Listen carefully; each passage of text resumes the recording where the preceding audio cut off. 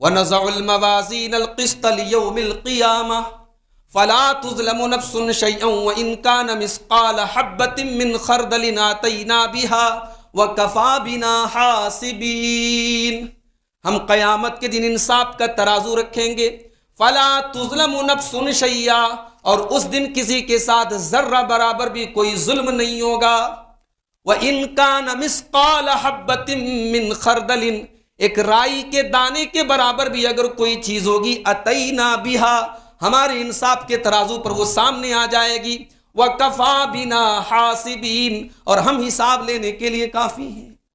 کچھ لوگوں کو ان کے گھروں سے نکالنے کی کوشش کی گئی، ان کے آشیانے اجاڑنے کی کوشش کی گئی، اور اس کے چند ہی دنوں کے بعد دنیا نے دیکھا کہ کچھ دوسرے لوگوں کے گھروں کو اللہ تبارک و تعالیٰ نے ایسا نظام بنا دیا کہ ان کو مجبوراً ان کے گھر سے نکلنا پڑا۔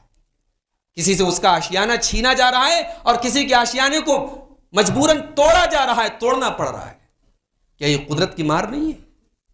اللہ تبارک و تعالیٰ نے قرآن کریم میں فرمایا وَكَذَلِكَ أَخْذُ رَبِّكَ إِذَا أَخَذَ الْقُرَىٰ وَهِيَ ظَالِمَةٌ إِنَّ أَخْذَهُ عَلِيمٌ شَدِيدٌ۔ جو بستیاں لوگوں پر ظلم کرتی ہیں، جو لوگ لوگوں پر ظلم کرتے ہیں، جو قومیں دوسروں پر ظلم کرتی ہیں، اللہ تبارک و تعالیٰ ان کی پکڑ کرتا ہے، اور اللہ کی پکڑ بڑی دردناک ہے، اللہ کی پکڑ بڑی سخت۔ نحمده ونستعینه ونستغفره ونعوذ باللہ من شرور انفسنا ومن سیئات اعمالنا، من يهده الله فلا مضل له ومن يضلل فلا هادي له، واشهد ان لا اله الا الله وحده لا شريك له، واشهد ان محمدا عبده ورسوله، يا ايها الذين آمنوا اتقوا الله حق تقاته ولا تموتن الا وانتم مسلمون، يا ايها الناس اتقوا ربكم الذي خلقكم من نفس واحدة وخلق منها زوجها وبث منهما رجالا كثيرا ونساء، واتقوا الله الذي تساءلون به والأرحام إن الله كان عليكم رقيبا، يا أيها الذين آمنوا اتقوا الله وقولوا قولا سديدا يصلح لكم أعمالكم ويغفر لكم ذنوبكم، ومن يطع الله ورسوله فقد فاز فوزا عظيما، أما بعد فإن خير الحديث كتاب الله، وخير الهدي هدي محمد صلى الله عليه وسلم، وشر الأمور محدثاتها وكل محدثة بدعة وكل بدعة ضلالة وكل ضلالة في النار۔ أعوذ بالله من الشيطان الرجيم، بسم الله الرحمن الرحيم، إنا عرضنا الأمانة على السماوات والأرض والجبال فأبين أن يحملنها وأشفقن منها وحملها الإنسان إنه كان ظلوما جهولا۔ محترم حاضرین جمعہ، خطبہ مسنونہ کے بعد سورۃ الاحزاب کی آخری آیتوں میں سے ایک آیت آپ کے سامنے پڑھی گئی۔ اس آیت میں اللہ تعالیٰ نے دنیا کے سب سے بڑے بوجھ کا ذکر کیا ہے، دنیا کی سب سے بڑی ذمہ داری کا ذکر کیا ہے۔ اللہ نے فرمایا انا عرضنا الامانۃ علی السماوات، بے شک ہم نے امانت کو پیش کیا آسمانوں کے اوپر اور زمین کے اوپر، والجبال اور پہاڑوں کے اوپر۔ یہاں امانت سے مراد کیا ہے؟ یہاں امانت سے مراد ہے اللہ تبارک و تعالیٰ کی اطاعت کرنے کی امانت، اللہ تعالیٰ کے حکم کو ماننے کی امانت. اللہ نے زمین کو یہ آفر کیا کہ کیا تو یہ ذمہ داری اٹھائے گی، تو میری بندگی کا حق ادا کرے گی، میری اطاعت کرے گی. آسمانوں کے اوپر یہ امانت پیش کی اور پہاڑوں کے اوپر یہ امانت پیش کی. فَأَبَيْنَ أَن يَحْمِلْنَهَا، زمین نے انکار کر دیا کہ اتنی بڑی ذمہ داری میں نہیں اٹھا پاؤں. آسمانوں نے انکار کر دیا کہ ہم اس کے لائق نہیں ہیں. پہاڑوں نے انکار کر دیا.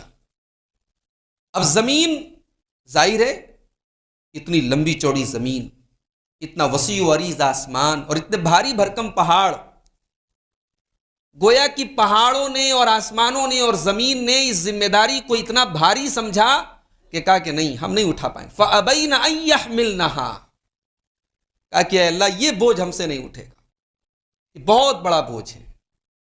اس میں ایک سبق یہ بھی ہے کہ دنیا میں انسان کسی ذمہ داری کو لینے کے پہلے یہ سوچ لے کہ اس ذمہ داری کا بوجھ کتنا ہے. ذمہ داری کا بوجھ، اس ذمہ داری کو صحیح طریقے سے ادا کرنا ہے. اگر انسان اس ذمہ داری کو صحیح طریقے سے ادا کر سکتا ہے تبھی اس ذمہ داری کو لے، ورنہ نہ لے. ورنہ بسا اوقات وہ ذمہ داری انسان کے لیے عذاب کا سبب بن جاتی ہے، وبال کا سبب بن جاتی ہے. اب یہاں غور کیجئے، اِنَّا عَرَضْنَا الْأَمَانَةَ عَلَى السَّمَاوَاتِ وَالْأَرْضِ وَالْجِبَالِ فَأَبَيْنَ أَن يَحْمِلْنَهَا، ہم نے امانت کو پیش کیا آسمانوں کے اوپر، زمین کے اوپر، پہاڑوں کے اوپر. فَأَبَيْنَ أَن يَحْمِلْنَهَا، اور سب نے اس کو اٹھانے سے انکار کر دیا. وَحَمَلَهَا الْإِنسَانُ، اور یہ حضرت انسان، انہوں نے اپنے کمزور کندھوں پر اس امانت کو اٹھانے کا اعلان کر دیا. انسان نے کہا ہم اٹھائیں گے. اللہ نے یہاں پر انسان کی دو بڑی بڑی کمزوریوں کا ذکر کیا. اِنَّهُ كَانَ ظَلُومًا جَهُولًا، بے شک یہ انسان بہت بڑا ظالم اور بہت بڑا جاہل ہے. یہ دو کمزوری ہے انسان کی. ایک تو یہ ظالم ہے. ظالم کس کو کہتے ہیں؟ ظالم اس کو کہتے ہیں جو کسی کا حق ادا نہ کر سکے. اس انسان کو یہ احساس نہیں تھا میں کتنی بڑی امانت اپنے کندھے پر لے رہا ہوں، اس کا حق ادا نہیں کر پاؤں گا. ایک تو یہ ظالم ہے اور دوسرے جاہل ہے. جاہل کس کو کہتے ہیں؟ جو حقیقت سے بے خبر ہو، جو نادان ہو. عالم کو الٹا جاہل ہے. تو انسان جاہل ہے، اس ذمہ داری کو سمجھ نہیں پایا، اس امانت کی ویلو کو نہیں سمجھ پایا، کتنی بڑی امانت ہے، کتنی بڑی ذمہ داری. تو یہاں اللہ تعالیٰ نے انسان کی دو کمزوریوں کا ذکر کیا. ایک تو یہ کہ انسان ظالم ہے اور ایک انسان جاہل ہے. یہ جو ظلم ہے، ظلم کس کو کہتے ہیں؟ عربی زبان میں ظلم کا اوریجنل مطلب ہوتا ہے وضع الشیء فی غیر محلہ، کسی چیز کو اس کا مقام نہ دینا، کسی چیز کو اس کے جگہ سے ہٹا کر کے دوسری جگہ دے دینا، اس کی جگہ سے محروم کر دینا. دیٹ از کالڈ ظلم. اس کو ظلم کہا جاتا ہے. اور یہ جو ظلم ہے، اللہ تبارک و تعالیٰ اس سے پاک ہے. اللہ کبھی کسی پر ظلم نہیں کرتا. قرآن میں یہ بار بار یہ بات کہی گئی، وَمَا رَبُّكَ بِظَلَّامٍ لِّلْعَبِيدِ، تمہارا رب کسی کے اوپر ظلم کرنے والا نہیں ہے. اللہ کسی پر ظلم نہیں کرتا. حدیث قدسی ہے صحیح بخاری اور صحیح مسلم کی. اللہ کے پیارے نبی صلی اللہ علیہ وسلم فرماتے ہیں کہ اللہ تعالیٰ فرماتا ہے یا عبادی انی حرمت الظلم علی نفسی، اے میرے بندو میں نے اپنے اوپر ظلم کو حرام کر دیا ہے، کبھی کسی پر ظلم نہیں کروں گا. وجعلتہ بینکم محرما، اور میں نے تمہارے اوپر بھی ظلم کو حرام کر دیا ہے، تم بھی ایک دوسرے پر کبھی ظلم مت کرو. فلا تظالموا، ایک دوسرے پر ظلم مت کرو. تو اللہ کبھی کسی پر ظلم کرتا نہیں اور ظلم کو پسند بھی نہیں کرتا. اسی لیے دنیا میں جتنا بھی ظلم ہو جائے، قیامت کے دن کوئی ظلم ہونے والا نہیں. قیامت کے دن ہر انسان کو اس کے عمل کا پورا پورا بدلہ ملے گا. وَمَن يَعْمَلْ مِنَ الصَّالِحَاتِ وَهُوَ مُؤْمِنٌ فَلَا يَخَافُ ظُلْمًا وَلَا هَضْمًا. سورہ طٰہٰ کے اندر اللہ نے فرمایا کہ جو بھی ایمان والا نیکی کا کام کرے گا، نیک عمل کرے گا، فلا یخاف ظلما ولا ہضما، نہ تو اسے کسی قسم کے ظلم کا ڈر ہوگا، نہ حق تلفی کا ڈر ہوگا، نہ تو آپ کی کوئی نیکی برباد ہوگی، نہ کسی اور کا گناہ آپ کے سر پہ مڈا جائے گا۔ انسان نے جو گناہ کیا ہے اسی کی سزا ملے گی، اور جو نیکی کی ہے اس کا پورا پورا بدلہ۔ اللہ ظلم نہیں کرے گا، اللہ ظلم سے پاک ہے۔ اسی لیے قیامت کے دن جو اللہ کا انصاف کا ترازو ہوگا، دنیا کا سب سے ڈینجرس ترازو، کائنات کا سب سے خطرناک ترازو، ہمارے یہاں سب سے خطرناک ترازو مانا جاتا ہے سونار کا ترازو، کہ اس پر باریک سے باریک چیزیں، عورتوں کے ناک کے معمولی سی کیل اور معمولی سے زیورات کا وزن اس ترازو پر آ جاتا ہے۔ اللہ کا ترازو کیسا ہوگا؟ وَنَزَعُ الْمَوَازِينَ الْقِسْطَ لِيَوْمِ الْقِيَامَةِ فَلَا تُظْلَمُ نَفْسٌ شَيْئًا وَإِنْ كَانَ مِثْقَالَ حَبَّةٍ مِّنْ خَرْدَلٍ آتَيْنَا بِهَا وَكَفَىٰ بِنَا حَاسِبِينَ۔ ہم قیامت کے دن انصاف کا ترازو رکھیں گے، فَلَا تُظْلَمُ نَفْسٌ شَيْئًا، اور اس دن کسی کے ساتھ ذرہ برابر بھی کوئی ظلم نہیں ہوگا۔ وَإِنْ كَانَ مِثْقَالَ حَبَّةٍ مِّنْ خَرْدَلٍ، ایک رائی کے دانے کے برابر بھی اگر کوئی چیز ہوگی، أَتَيْنَا بِهَا، ہمارے انصاف کے ترازو پر وہ سامنے آ جائے گی، وَكَفَىٰ بِنَا حَاسِبِينَ، اور ہم حساب لینے کے لیے کافی ہیں۔ اللہ تبارک و تعالیٰ کے ترازو میں ظلم نہیں ہوگا، کسی کے ساتھ انیائے نہیں ہوگا، تو اللہ کو ظلم پسند نہیں ہے۔ اسی لیے قرآن و حدیث میں بار بار ظلم سے منع کیا گیا۔ اللہ کے پیارے نبی صلی اللہ علیہ وسلم فرماتے ہیں، اتقوا الظلم فإن الظلم ظلمات یوم القیامہ، ظلم سے بچو، ظلم قیامت کے دن اندھیروں کا سبب بنے گا۔ ظلم کرنے والے کو قیامت کے دن روشنی نصیب نہیں ہوگی، نہ قبر میں روشنی نصیب ہوگی، نہ قیامت کے دن روشنی نصیب ہوگی، نہ پل صراط پر روشنی نصیب ہوگی، نہ جہنم میں روشنی نصیب ہوگی، اور روشنی سے محروم رہے گا۔ آج ہمارے یہاں ظلم کی بہت ساری شکلیں رائج ہیں۔ ایک دوسرے کے حقوق مارنے کا ہمارے یہاں ایک عام رواج ہے۔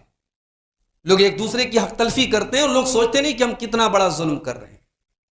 اللہ کے پیارے نبی صلی اللہ علیہ وسلم فرماتے ہیں، من اخذ شبرا من الارض ظلما، جس نے کسی کی ایک بالشت زمین کو ظلم کر کے لے لیا، طوقہ اللہ ایاہ من سبع ارضین، اللہ تبارک و تعالیٰ 7 زمینوں کا طوق اس کی گردن میں ڈالے۔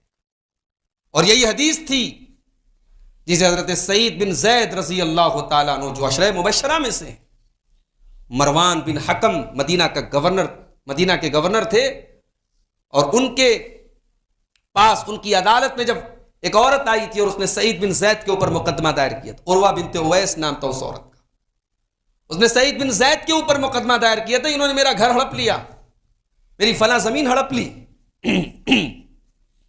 حضرت سعید بن زید نے کہا، مروان ابن حکم مدینہ کے گورنر تھے، کہا کہ اے مروان، میں اس کی زمین لے سکتا ہوں؟ میں نے اپنے انہی کانوں سے اللہ کے پیارے نبی صلی اللہ علیہ وسلم کو یہ فرماتے ہوئے سنا ہے کہ جس نے کسی کی ایک بالشت زمین ہڑپ لی، اللہ تبارک و تعالیٰ 7 زمینوں کا طوق اس کو پہنائے گا۔ میں کیسے اس کے ساتھ ایسا کر سکتا ہوں؟ میں نبی کی حدیث سن لوں اور اس کے بعد ایسا کروں؟ تو مروان ابن حکم نے کہا کہ اب اس کے بعد مجھے کسی اور دلیل اور ثبوت کی ضرورت نہیں، مقدمہ خارج کر دیا۔ اس کے بعد حضرت سعید بن زید نے جب یہ دیکھا کہ اس عورت نے میرے اوپر کیس کیا ہے تو اپنا حق چھوڑ دیا، کہا ٹھیک ہے تو یہ اس گھر کو لے لے، جس زمین پر تو ناجائز قبضہ کرے تو لے لے، لیکن ایک بد دعا تھی، کہا اللہم ان کانت کاذبۃ فعمی بصرہا واقتلھا فی بیتھا، اے اللہ اگر یہ جھوٹی ہے تو اس کی بینائی کو تو ختم کر دے، اس کو نابینا کر دے، اور اس کے گھر میں اس کی قبر بنا دے۔ وہ عورت نابینا ہو گئی، اور جب لاٹھی لے کر اپنے گھر میں چلتی تھی، اندھی ہو گئی، تو لوگوں سے کہتی تھی اصابتنی دعوت سعید، مجھے سعید بن زید کی بد دعا لگ گئی۔ اور اس کے بعد اسی گھر میں ایک دن گر گئی، اور ایک کنواں تھا اس کے گھر میں، اسے میں گر کر کے اسی میں وہ ختم ہو گئی، اور وہی اس کی قبر بن گئی۔ تو حضرت سعید بن زید رضی اللہ تعالیٰ عنہ جو عشرہ مبشرہ میں سے ہیں، ان کی بد دعا اس عورت کو لگی۔ تو یہ ہوتا ہے ظلم کا معاملہ میرے بھائی. انسان کو ظلم سے ہمیشہ بچنا چاہیے. ہمارے یہاں ایک جملہ بولتے ہیں نا، قدرت کی مار بڑی سخت ہے. یہ قدرت کیا ہوتی ہے بھائی؟ اللہ کی مار بڑی سخت ہے.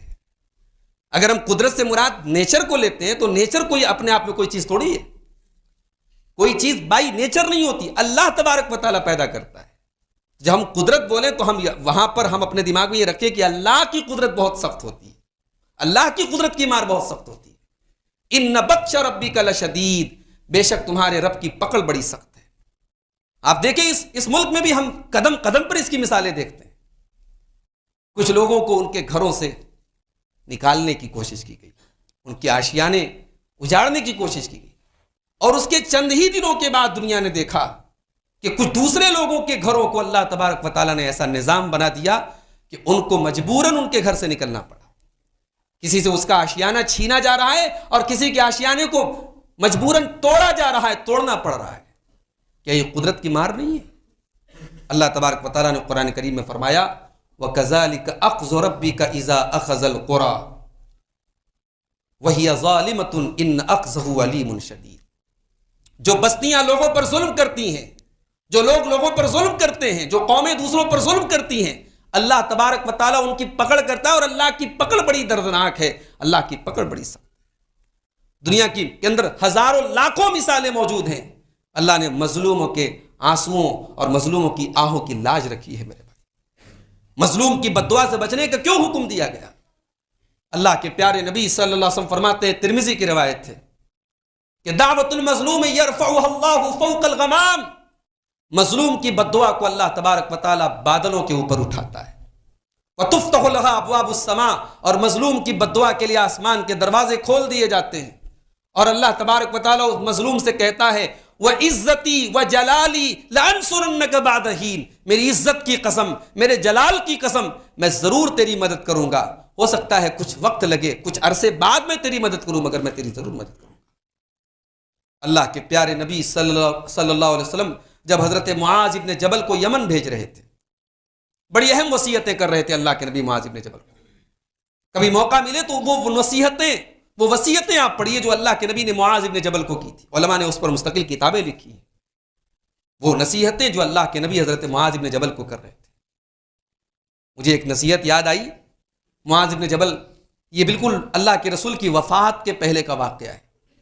میرے خیال سے 5-6 مہینہ پہلے کا واقعہ ہے. اللہ کے نبی جب حضرت معاذ ابن جبل کو یمن بھیج رہے تھے، اور وہ اونٹ پر سوار تھے، اور اونٹ کی نکیل اللہ کے نبی اپنے ہاتھوں میں پکڑے تھے، پیدل چل رہے تھے اللہ کے نبی. اور آپ نے حضرت معاذ بن جبل سے اسی موقع پر کہا تھا کہ اے معاذ، ہو سکتا ہے لعلک لا تلقانی بعد عامی ھذا، ہو سکتا ہے کہ آئندہ سال تمہاری ملاقات مجھ سے نہ ہو سکے. ولعلک تمر بمسجدی ھذا وقبری، ہو سکتا ہے کہ آئندہ سال جب تم آؤ تو تمہارا گزر میری مسجد کے ساتھ ساتھ میری قبر کے پاس سے. علماء کہتے ہیں کہ اس سے دردناک الوداعی پیغام نہیں ہو سکتا. یہ کائنات کا سب سے الوداعی، سب سے غمگین کر دینے والا الوداعی پیغام تھا. اتنا سننا تھا کہ معاذ ابن جبل زار و قطار رونے لگے. یا رسول اللہ، آپ مجھ سے جدا ہو جائیں گے؟ مجھے آپ یمن بھیج رہے ہیں اور آپ کہہ رہے ہیں کہ آپ مجھ سے جدا ہو جائیں گے؟ یعنی ہم تصور نہیں کر سکتے کہ صحابہ کرام اللہ کے نبی سے کتنی محبت کرتے تھے. اسی موقع پر اللہ کے نبی جب اپنی جدائی کا ذکر کیا اور معاذ ابن جبل رونے لگے تو اللہ کے پیارے نبی نے اپنا رخ کیا مدینہ کی طرف اور کہا کہ ان اول الناس بی المتقون من کانوا وحیث کانوا. اے معاذ، دنیا میں جہاں پر بھی رہو متقی بن کر کے رہو، تقوی والے بن کر کے رہو. قیامت کے دن مجھ سے قریب وہ لوگ رہیں گے جو متقی رہیں گے، چاہے وہ کہیں بھی رہیں، کسی بھی دور میں رہیں. تو معاذ ابن جبل کو بڑی نصیحت کی باتیں کی تھی اللہ کے نبی نے. انہی نصیحتوں میں ایک بات یہ بھی تھی کہ واتق دعوت المظلوم، اے معاذ مظلوم کی بددعا سے بچنا. فإنه ليس بينه وبين الله حجاب، اس لیے کہ مظلوم کی بددعا اور اللہ کے درمیان کوئی آڑ نہیں ہے، ڈائریکٹ اللہ تک پہنچتی ہے اس کی بددعا. یہ بہت بڑی بات ہے. انسان کو ہمیشہ ظلم کرنے سے بچنا چاہیے. ظالم کو اللہ تبارک و تعالیٰ ڈھیل دیتا ہے پھر پکڑتا ہے. ان اللہ لیملی للظالم، اللہ کے نبی فرماتے ہیں کہ اللہ ظالم کو ڈھیل دیتا ہے حتی اذا اخذہ لم یفلتہ، اور جب اللہ پکڑتا ہے تو پھر وہ چھٹ پٹاتا ہے، پھر اللہ کی پکڑ سے نکل نہیں سکتا. دنیا کے ظالموں کی لسٹ نکال کے دیکھ لو. دنیا میں جن لوگوں نے بھی ظلم کیا ان کی نسلیں برباد ہو گئی. عباسی دور حکومت میں ایک بہت بڑا خاندان تھا برامکا نام کا. یہ بڑا اونچا خاندان تھا. عباسی دور میں اس خاندان کے لوگ وزیر ہوتے تھے. ان کے محلوں کے بارے میں علامہ ابن کثیر نے لکھا سونے اور چاندی کے محل ہوتے تھے ان کے. سورج جب نکلتا تھا ان کے محل چمکتے تھے. پورے علاقے میں ان کا رہن سہن، ان کا لائف اسٹائل، ان کے گھر مکانوں کی ایک مثال دی جاتی. بڑے ظلم کیے انہوں نے، بہت لوگوں کو مارا پیٹا. انجام کیا ہوا؟ اللہ تعالیٰ نے ہارون رشید کو ان کے اوپر مسلط کیا اور اس نے چن چن کے ان کو مارا. اور جب ان کا قتل عام ہوا اور یہ تباہ ہوئے، برباد ہوئے، تو ان کے کسی بوڑھے آدمی کے پاس کسی نے جا کے کہا کہ ہمارا انجام یہ کیوں ہو رہا ہے؟ تو اس بوڑھے انسان نے کہا تھا کہ کسی مظلوم کی بد دعا نے رات میں کام کیا ہے. ہم سو رہے تھے، اللہ نہیں سو رہا تھا. واللہ لیس بنائم، ہم سو رہے تھے، ہم تو سو گئے، مگر رات میں کسی مظلوم کی بد دعا نے کام کیا اور اس مظلوم کی بد دعا اللہ تک پہنچی. اسی دھرتی پر ہم نے دیکھا فلسطین میں کیسا کیسا ظلم ہوا. ہم نے اس بچے کی آہ بھی دیکھی. اس بچے کا فوٹو بھی بڑا وائرل ہوا تھا. جس نے کہا تھا کہ میں اللہ کیا جا کر کے اللہ سے شکایت کروں گا. ہم نے اس ملک میں بھی اور اس دنیا میں بھی ہم نے میرے بھائیوں مظلوموں کی بد دعاؤں کا اثر ہوتے ہوئے دیکھا ہے. بڑے واقعات اس پر موجود ہیں. امام احمد ابن حنبل رحمۃ اللہ علیہ، امام اہل سنت، بڑی عقیدہ کس کو کہتے ہیں یہ امام احمد ابن حنبل سے کوئی سی کہ ہمارے یہاں تو عقیدہ کا مطلب ہی لوگ نہیں سمجھتے. ہم لوگ تو بھائی اپنے آپ کو ہم لوگ تو ایسے ہی سمجھتے ہیں. ہم لوگ تو پیدائشی ماشاءاللہ موحد ہیں. ہم لوگوں کے یہاں تو شرک عرب ہوتا نہیں ہے. یہ صرف جو ہے نا یہ غلط فہمیوں میں اور خوش فہمیوں میں رہنا چھوڑ دو. ہمارے یہاں ابھی عقیدے کی بہت ساری کمزوریاں موجود ہیں. ہمارے عام بول چال میں بہت سارے ایسے الفاظ ہیں، بہت سارے ایسے جملے ہیں جو عقیدے کے خلاف ہیں، جو توحید کے خلاف ہیں. عقیدے کی کتابیں پڑھیے اور اپنے بچوں کو پڑھائیے، اپنی بنیاد مضبوط کیجیے. ہماری توحید میں بہت ساری خامیاں اور کمزوریاں ہیں. عقیدہ کس کو کہتے ہیں؟ امام احمد ابن حنبل سے سیکھو. بھئی آج کوئی اگر ہم سے کہے کہ قرآن اللہ کا کلام نہیں ہے، قرآن اللہ کی مخلوق ہے، تو ہم زیادہ سے زیادہ کیا کریں گے بھائی؟ بحث کریں گے، سمجھائیں گے، پھر ہمیں لگے گا یار کوئی بہت بڑا میٹر تو نہیں ہے. امام احمد ابن حنبل رحمۃ اللہ علیہ صرف اس ایک عقیدے کی بنیاد پر، ان کے زمانے میں معتصم بادشاہ نے اور اس کے جو علماء سو، اس کے جو درباری تھے، ان لوگوں کا یہ دعویٰ تھا کہ قرآن اللہ کا کلام نہیں ہے، قرآن اللہ کی مخلوق ہے. اور امام احمد ابن حنبل کا کہنا تھا جو صحیح مسلک ہے، جو صحیح عقیدہ ہے، جو قرآن و حدیث کا عقیدہ ہے کہ قرآن اللہ کا کلام. اس لیے قرآن کی قسم بھی کھا سکتے ہیں. اگر قرآن اللہ کی مخلوق ہوتا تو قرآن کی قسم نہیں کھا سکتے. قرآن کی قسم کھا سکتے ہیں. جیسے اللہ کی قسم کھا سکتے ہیں ایسے قرآن کی قسم بھی کھا سکتے ہیں. کیوں؟ کیونکہ قرآن اللہ کا کلام ہے. تو امام احمد ابن حنبل اسی عقیدے کی بنیاد پر ان کے اوپر بہت ظلم کیا گیا. کوڑے مارے گئے، قید میں ڈالا گیا، برسہ برس ان کے اوپر ظلم ہوا. اور اس پورے ظلم کی پلاننگ کرنے میں ایک آدمی بہت آگے تھا. جو معتزلہ، جو فرقہ اس معاملے میں سب سے آگے تھا، اس فرقے کا ایک بہت بڑا عالم تھا احمد ابن ابی دعاد. اس کا بہت بڑا ہاتھ تھا. امام احمد ابن حنبل پر جب بہت ظلم و ستم ہو رہا تھا، انہوں نے قید خانے سے بد دعا کی تھی. کہا تھا اللہم انہو ظلمنی، اے اللہ اس نے میرے اوپر بہت ظلم کیا ہے، فاحبسہ، اے اللہ تو اس کو پکڑ لے، وعذبہ، اس کو سزا دے، وشرد ایما مشرد، اور اے اللہ اس کو ایسی سزا دے کہ یہ یاد رکھے. احمد ابن ابی دعاد معتزلہ کا امام تھا. امام احمد ابن حنبل کے خلاف سازشیں رچنے والا، ان کو جیل کی کال کوٹری میں پہنچانے والا اور ان کے اوپر ظلم و ستم کی پلاننگ کرنے والا تھا. امام احمد ابن حنبل کی بد دعا اس کو لگتی ہے. جسم کے ایک حصے پر فالج کا حملہ ہوتا ہے، بستر پڑ جاتا ہے. لوگ اس کے بعد اس کو دیکھنے کے لیے آتے ہیں تو بیل کی طرح ڈکارتا ہے، آواز نکلتی ہے اور کہتا ہے کہ اصابتنی دعوت احمد، مجھے امام احمد ابن حنبل کی بد دعا لگ گئی. کہتا ہے کہ میرے آدھے جسم کا یہ حال ہے کہ میرے آدھے جسم پر اگر ایک مکھی بھی بیٹھ جائے تو ایسا لگتا ہے کوئی پہاڑ میرے جسم کی، یعنی آدھا حصہ فالج زدہ تھا اور آدھا حصے میں زخم بھرا ہوا تھا. کہتا ہے کہ آدھے حصے کا یہ حال ہے کہ اگر مکھی بیٹھ جائے تو ایسا لگتا ہے کہ پہاڑ میرے جسم کے اوپر گر گیا، اور باقی آدھے حصے کا یہ حال ہے کہ لو قرز بالمقاریض ما احسست علما، اگر کینچیوں سے میرے آدھے جسم کو کاٹ دیا جائے تبھی مجھے کوئی تکلیف نہیں ہوگی. یہ عذاب آیا تھا اللہ کا. تو میرے بھائیوں، مظلوم کی بد دعا سے بچنا چاہیے، ظلم سے بچنا چاہیے، ظلم کسی بھی طریقے کا ہو. آج ظلم کی ایک شکل یہ بھی ہے، لوگ قطع رحمی کرتے ہیں. رشتہ داروں کے اوپر ظلم کرتے ہیں، رشتہ داروں سے رشتہ کاٹتے ہیں، باپ بیٹے پر ظلم کر رہا ہے، بیٹا باپ پر ظلم کر رہا ہے، قطع رحمی کرنا، رشتوں کو کاٹنا، یہ بھی بہت بڑا ظلم ہے۔ اللہ تبارک و تعالیٰ نے سورہ محمد کے اندر فرمایا فَهَلْ عَسَيْتُمْ إِن تَوَلَّيْتُمْ أَن تُفْسِدُوا فِي الْأَرْضِ وَتُقَطِّعُوا أَرْحَامَكُمْ أُولَٰئِكَ الَّذِينَ لَعَنَهُمُ اللَّهُ وَأَصَمَّهُمْ وَأَعْمَىٰ أَبْصَارَهُمْ۔ اے ظالموں، اگر تم کو زمین میں اقتدار مل گیا تو یہی امید ہے تم سے، ان تفسدوا فی الارض، کہ تم زمین میں فساد مچاؤ گے، وتقطعوا ارحامکم، تم رشتوں کو کاٹو گے۔ قطع رحمی کرنا، رشتوں کو کاٹنا، اپنے خون کے رشتوں سے تعلق پھیر لینا، یہ بھی ظلم کی ایک شکل ہے۔ صحابہ کرام کے درمیان کیا اختلافات نہیں ہوئے؟ بڑا مشہور اختلاف ہے تاریخ کا، حضرت عائشہ اور عبداللہ ابن زبیر کے درمیان اختلاف ہوا۔ حضرت عائشہ نے کوئی لین دین کیا تھا، کوئی زمین کا سودا کیا تھا، عبداللہ ابن زبیر بھانجے تھے، ان کے سگے بھانجے تھے، ان کو وہ چیز پسند نہیں تھی، انہوں نے بڑے غصے میں کہہ دیا کہ عائشہ اس سودے سے باز آ جائیں ورنہ میں ان کو روکوں گا، او لاحجرن علیہا، میں ان کو یہ کرنے نہیں دوں گا، اس طریقے کا جملہ انہوں نے استعمال کیا۔ اما عائشہ کو تکلیف ہوئی، خالہ ماں کے برابر ہوتی ہے بھائی، بیٹا ماں کے بارے میں ایسا کیسے بول سکتا ہے؟ اما عائشہ کو تکلیف ہوئی، اما عائشہ نے کہا واللہ لا اکلم ابن الزبیر ابدا، بخاری کے الفاظ ہیں، کہا اللہ کی قسم آج کے بعد میں ابن زبیر سے بات نہیں کروں گی، اپنے بھانجے سے بات نہیں کروں گی۔ رشتہ کاٹنے اور رشتہ توڑنے کی قسم کھا لی حضرت عائشہ نے۔ اب احساس ہوا حضرت عبداللہ ابن زبیر کو، ہمارے یہاں یہ بھی بہت بڑی مصیبت ہے، ہمارے یہاں احساس نہیں ہوتا، گناہ کے بعد غلطی کا احساس ہونا بہت بڑی بات ہے۔ عبداللہ ابن زبیر نے اپنی خالہ کے بارے میں ایسا جملہ کہا، انہیں احساس ہوا کہ میں نے غلط کیا ہے، اب خالہ سے معافی مانگ رہے ہیں، خالہ معاف کرنے کو تیار نہیں، خالہ کسی صورت بات کرنے کو تیار نہیں ہے۔ عبداللہ ابن زبیر کا دماغ کام نہیں کر رہا تھا، کیا کروں؟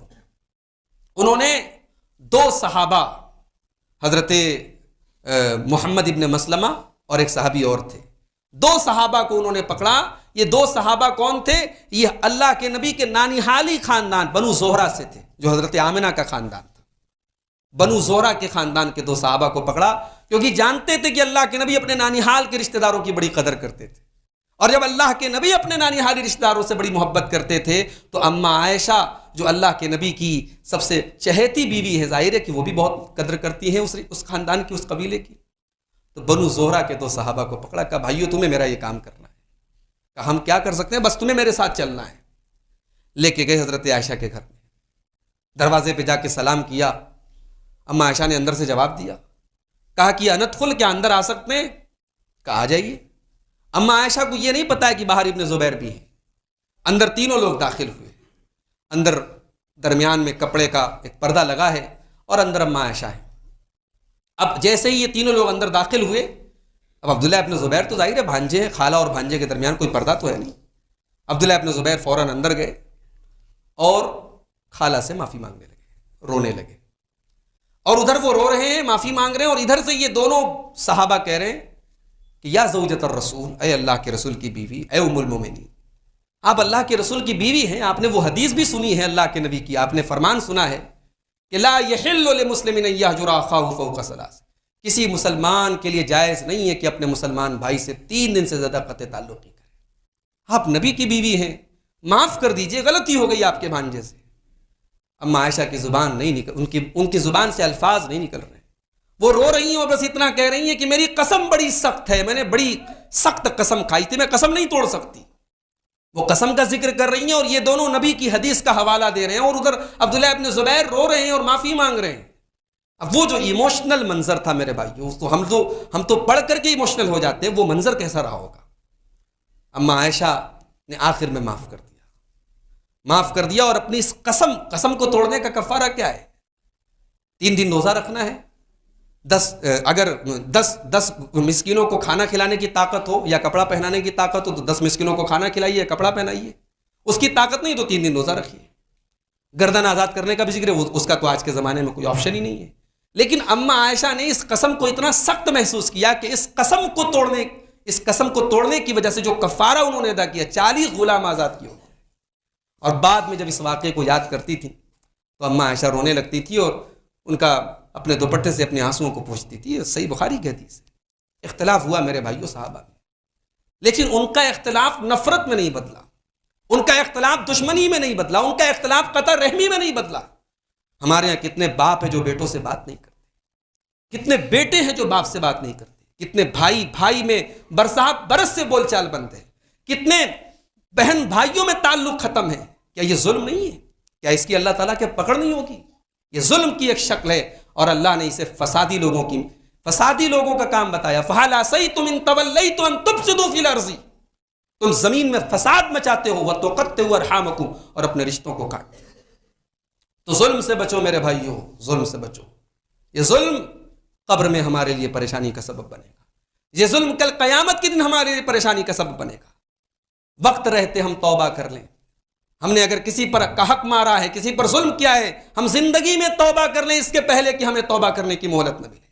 آج اللہ ہم سے ناراض ہے، ہم اسے منا سکتے ہیں، کل ایک دن ایسا آئے گا اللہ کہے گا لا تکلمون، مجھ سے بات مت کرو، اس دن ہم اللہ کو نہیں منا سکتے۔ اس دنیا میں ہم اللہ کو منائیں، اللہ نے ہمیں آپشن دیا ہے۔ اللہ تبارک و تعالیٰ سورہ زمر کے اندر فرماتا ہے قُلْ يَا عِبَادِيَ الَّذِينَ أَسْرَفُوا عَلَىٰ أَنفُسِهِمْ لَا تَقْنَطُوا مِن رَحْمَةِ اللَّهِ، اے میرے وہ بندو جنہوں نے اپنی جان کے اوپر ظلم کیا ہے، لا تقنطوا من رحمت اللہ، تم اللہ کی رحمت سے کبھی مایوس نہ ہونا۔ ان اللہ یغفر الذنوب جميعا، بے شک اللہ تعالیٰ تمہارے تمام گناہوں کو معاف کر دے گا۔ عبداللہ ابن مسعود رضی اللہ تعالیٰ عنہ کہا کرتے تھے ارجا آیت فی کتاب اللہ، قرآن کی سب سے زیادہ امید دلانے والی یہی آیت ہے۔ قرآن کی بہت ساری آیتیں ڈر پیدا کرتی ہیں جہنم کا، اللہ کے عذاب کا، لیکن یہ آیت امید پیدا کرتی ہے کہ توبہ کرو اللہ معاف کر دے گا۔ تو میرے بھائیوں ہم توبہ کر لیں اس دن کے پہلے جس دن ہمیں قصاص دینا پڑے گا۔ اللہ کے پیارے نبی فرماتے صحیح بخاری کی روایت لَتُؤَدُّنَّ الْحُقُوقَ إِلَىٰ أَهْلِهَا، حقداروں کو ان کا حق دے دو، حقداروں کو ان کا حق دے دو، ورنہ تمہیں قیامت کے دن دینا پڑے گا۔ حَتَّى يُقَادَ لِلشَّاةِ الْجَلْحَاءِ مِنَ الشَّاةِ الْقَرْنَاءِ، یہاں تک کہ بغیر سینگ والی بکری پر بھی اگر ظلم کیا ہے کسی سینگ والی بکری نے تو اس سے بھی قصاص لیا جائے گا، جانوروں سے بھی قصاص لیا جائے گا۔ ہم تو انسان ہیں، ہم تو سوجھ بوجھ رکھتے ہیں، عقل و فہم رکھتے ہیں۔ تو میرے بھائیوں ہر ظالم کو یہ ہمیشہ یاد رکھنا چاہیے، اللہ تبارک و تعالیٰ کا قانون رہا ہے، اس کی سنت رہی ہے۔ اللہ ظالم کو ڈھیل دیتا ہے پھر پکڑتا ہے، اور جب پکڑتا ہے تو ظلم کرنے والوں کی نسلیں برباد ہو جاتی ہیں۔ اللہ تبارک و تعالیٰ سے دعا ہے رب العالمین ہم کو ہر قسم کے ظلم سے محفوظ رکھے۔ اللہ تبارک و تعالیٰ ہمیں حقداروں کو ان کا حق ادا کرنے کی توفیق عطا فرمائے۔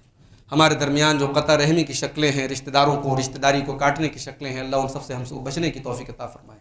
رب العالمین ہمیں ایک دوسرے سے حقوق و معاملات میں، لین دین میں ظلم اور زیادتی سے بچنے کی توفیق عطا فرمائے۔ جو ہم میں سے بیمار ہیں اللہ ان کو شفائے کامل عاجل عطا فرمائے، جو روزی روٹی سے پریشان ہیں اللہ ان کے کاروبار میں برکت نصیب فرمائے۔ اللہ ہر ظالم سے ہم سب کی حفاظت فرمائے۔ اللہ جب تک دنیا میں زندہ رکھے، اسلام پر زندہ رکھے، اور ہم سب کا خاتمہ ایمان پر ہو۔ آمین۔ وآخر دعوانا الحمدللہ۔